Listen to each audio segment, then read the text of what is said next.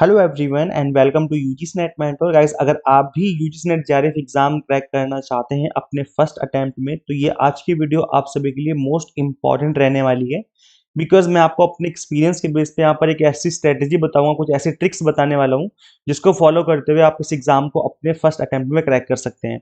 तो ऐसे देखिए, यहाँ पर हम जो समझने वाले हैं आज की इस वीडियो में, अगर आप कोचिंग ऑलरेडी पढ़ रहे हो या पढ़ना चाहते हो या फिर विदाउट कोचिंग स्टडी करना चाहते हो, जेआरएफ क्रैक करना चाहते हो, सभी के लिए ये वीडियो मोस्ट इंपॉर्टेंट रहने वाली है। तो चलिए स्टार्ट करते हैं और एक एक करके सभी चीज़ों को हम डिस्कस करेंगे, समझेंगे। बट मेक श्योर आप इस वीडियो को एंड तक जरूर देखें ताकि आपको हर चीज़ अच्छे से समझ में आ जाए। बट इससे पहले हम आगे बढ़े, मैं बता दूं कि मैं अपने इस चैनल पे आपको यूजीसी नेट से रिलेटेड, असिस्टेंट प्रोफेसर जॉब से रिलेटेड, प्लस पीएचडी से रिलेटेड सभी तरह के ऑथेंटिक अपडेट देता रहता हूँ।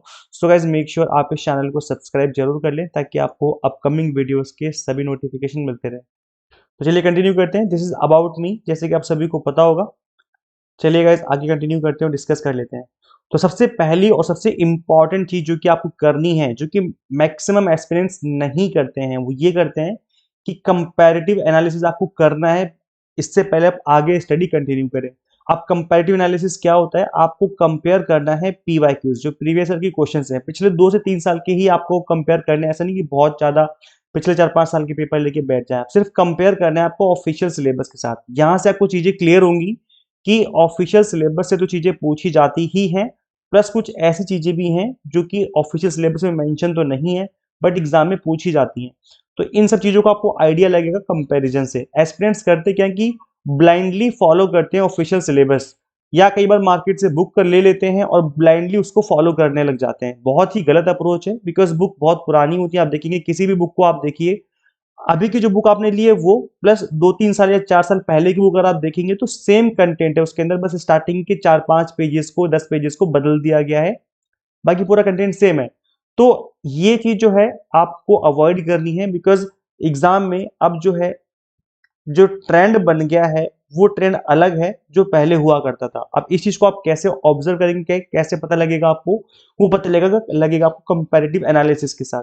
तो आपको कंपेयर करने हैं पीवाईक्यूज को ऑफिशियल सिलेबस के साथ, और कंपैरिजन के टाइम पर आपको एक कॉपी पेन लेके बैठना है और नोट डाउन करने हैं कुछ चीजें, ऑब्जर्व करते हुए और नोट डाउन करना है। जैसे फैक्चुअल क्वेश्चंस, किस यूनिट से फैक्चुअल क्वेश्चन बन रहे हैं, आपको उन टॉपिक्स को लिख लेना है, उस यूनिट्स को मेंशन कर लेना है। किस यूनिट से रिपीटेटिव टॉपिक पूछे जा रहे हैं, कुछ टॉपिक ऐसे होते हैं जो कि हर एक यूनिट से बार बार रिपीट किए जाते हैं, उन टॉपिक्स को आपको मेंशन कर लेना है, लिख लेना है। इसके अलावा types of questions from units, हर एक यूनिट से किस तरह के क्वेश्चन पूछे जा रहे हैं। कई बार देखा होगा आपने कि किसी यूनिट से ज्यादातर मल्टीपल जो आपके मैचिंग वाले क्वेश्चन है वो पूछे जाते हैं। किसी यूनिट से आप देखेंगे कि स्टेटमेंट बेस्ड क्वेश्चन बनते हैं, किसी यूनिट से आप देखेंगे कि असर्शन रीजन बेस्ड क्वेश्चन बन जाते हैं। तो ये आपको ऑब्जर्व कर लेना है। जब आप इन चीजों को ऑब्जर्व कर रहे होंगे तो आपको इन चीजों को नोट डाउन कर लेना है। कुछ टॉपिक ऐसे हैं जो कि श्योर है, मतलब आने ही आने हैं, 100% श्योरिटी टॉपिक मिलेगा ही मिलेगा। जैसे आरसी आपको पहले से कंफर्म है, मिलेगा ही मिलेगा, आएगा ही आएगा एग्जाम में। डीआई पहले से श्योर है कि आएगा ही आएगा, तो इनको भी नोट डाउन कर लेना है। जब आप ये काम कर लेंगे तब आप ये मान के चलिए कि अब आपको वो रोड मैप पता है, आपको पता है कि वो नदी जिसमें आप तैरने जा रहे हो वो कितनी गहरी है।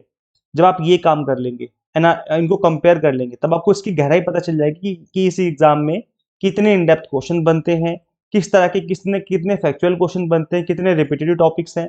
मतलब out of 50 question I am sure आपको 20 से 30 क्वेश्चंस का आइडिया आपको यहीं से लग जाएगा जब आप इन चीजों को ऑब्जर्व कर रहे होंगे। तो मतलब 20 से 30 क्वेश्चन आपके यहीं से प्रिपेयर हो जाएंगे। उसके बाद बात आती है जेआरएफ क्रैक करने की। जेआरएफ के केस में क्या होता है कि आपको 35+ क्वेश्चन आपको करने हैं, सही करने हैं।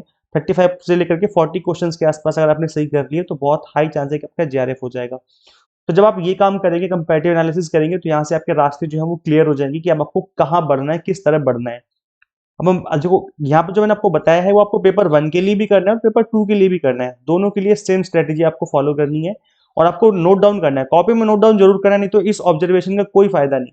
कॉपी में लेके एक पेन और एक कॉपी को लेकर के बैठना है और इनको नोट डाउन करना है इन चीजों को। अब आपको पता है कि कहाँ से, किस यूनिट से किस तरह के क्वेश्चन बनते हैं, कितने फैक्चुअल बेस्ड क्वेश्चन बनते हैं, कितने क्वेश्चन टफ हैं, कितने क्वेश्चन ईजी हैं, किस तरह के क्वेश्चन बन रहे हैं। अब आपको सब कुछ पता चल चुका है जब आपने ये काम कर लिया है। तो अब आपको हिट करना है बुल्स आइज के ऊपर। अब आपको पता है कि भाई अगर 10 यूनिट्स पेपर 1 की हैं, 10 यूनिट्स पेपर 2 की हैं, तो उन यूनिट से किस तरह के कितने फैक्चुअल क्वेश्चन, कितने रिपीटेटिव क्वेश्चन, आपको सब कुछ पता है। अब बस आपको मेहनत करनी है, आपको हिट करना है उस जगह पर जो एग्जामिनर आपसे चाहता है। अब आपको ये करना है। अब आप कैसे करेंगे इस चीज को? दो रास्ते हैं।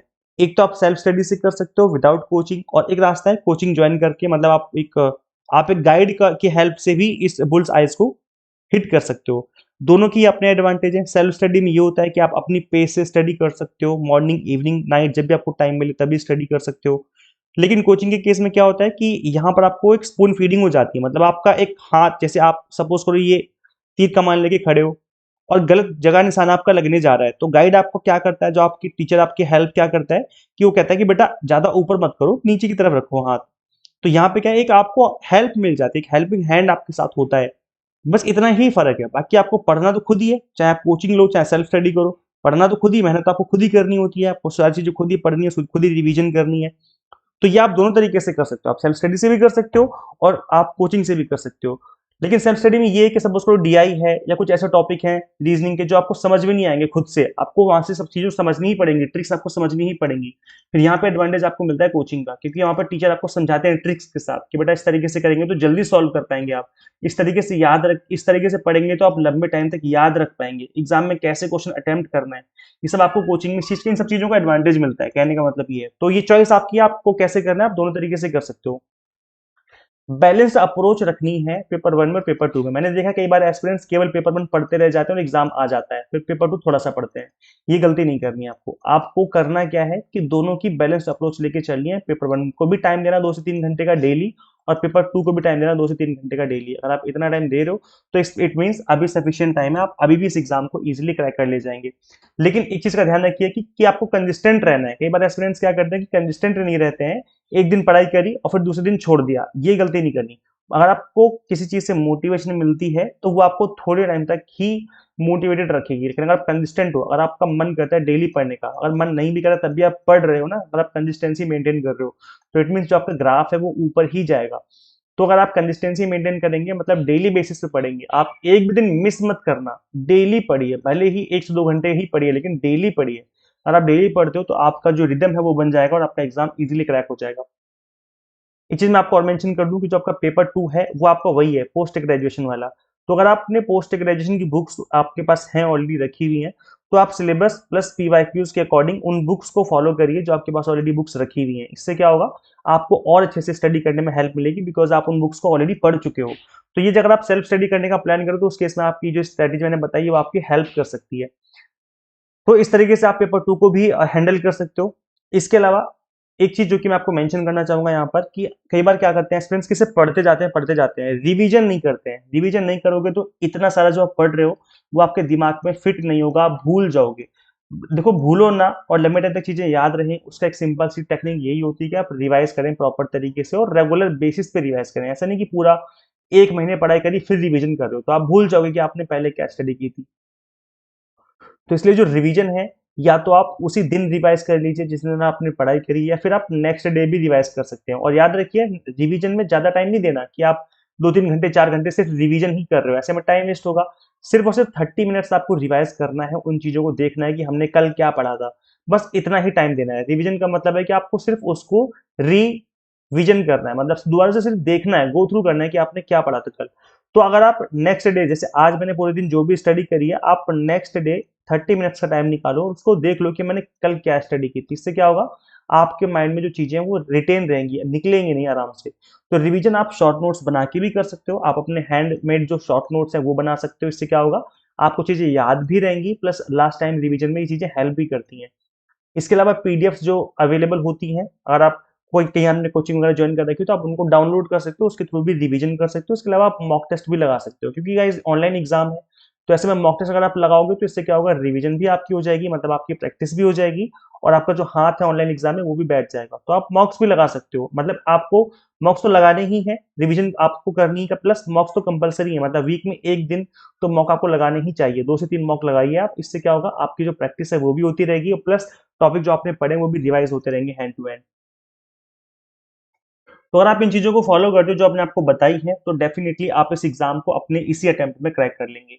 अब गाइस देखो, अगर आप चाहते हैं कि अगर आपको कंप्लीट कंटेंट मिल जाए पेपर वन का कॉमर्स का, मैनेजमेंट का, पोल साइंस का, एग्जाम टारगेटेड, वो भी टू द पॉइंट, मतलब उतना मिल जाए जो कि एग्जाम के लिए इंपॉर्टेंट है। ऐसा नहीं कि भर भर के आपको 400-500 लेक्चर्स दे दिए जो कि खत्म नहीं हो रहे हैं, नहीं, to the point, exam targeted. अगर ये कंटेंट आप चाह रहे हैं, ढूंढ रहे हैं, तो आप सही प्लेटफॉर्म पर हैं। हम आपको paper 1 commerce management and pol science की to the point exam targeted preparation करवाते हैं। यहाँ पर कंप्लीट कंटेंट आपको बाइलिंगुअल मिलता है, 100 mock test and PDF notes मिल जाते हैं। अभी ऑफर भी चल रहा है, तो आप इस ऑफर को अवेल कर सकते हो।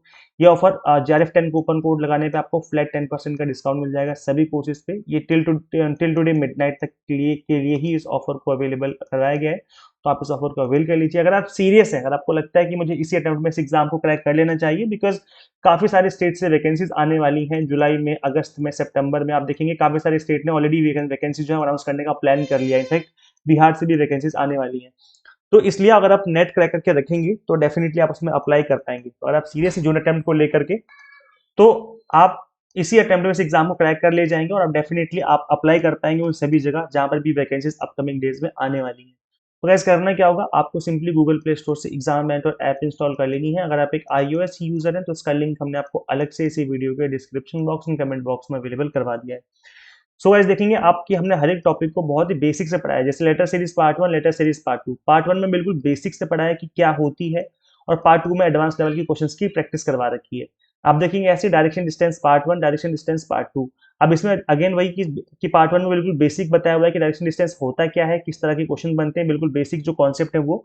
प्लस पार्ट 2 में हमने एडवांस लेवल की क्वेश्चंस की प्रैक्टिस करवा रखी, जो कि एग्जाम में जिस तरह के क्वेश्चन पूछे जाते हैं।